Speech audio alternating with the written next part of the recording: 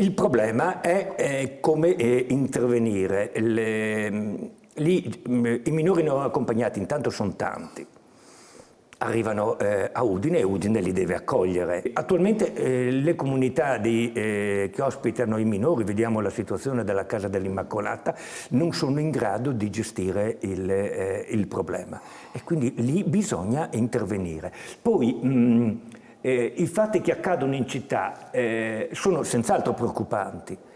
Però sono un segno di un malessere forte. Purtroppo serve più la presenza delle forze dell'ordine, no? Insieme, purtroppo, io dico, ma non cambiano nulla magari i militari che possono dare sicuramente persone in più, solo questione di persone, non di qualità, perché c'è un poliziotto e 2 militari aiutano, no? Ma i militari poi non possono intervenire.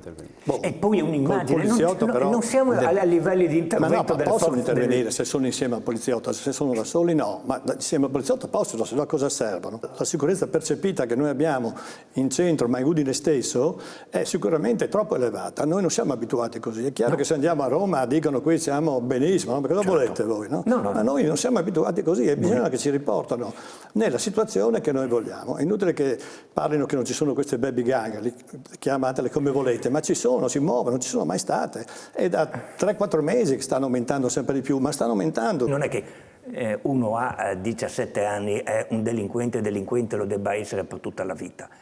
Però se lo lasciamo assieme ad altri e riesce a convincere gli altri, guarda, sono già andato a rubare 3, 4, 5, 6, 7, 8 volte, sono ancora qua. Certo, questa non è una bella però immagine. Io penso sì che questo è vero, però io dico che uno da solo lo puoi gestire di questi immigrati giovani, però quando fanno gruppo diventa un disastro, no? Perché si caricano uno con l'altro. E quindi bisogna tenerne conto al 100%. Bisogna fare dei percorsi diversi da quelli che sono stati fatti fino adesso. E c'è un solo percorso, per mandarli via.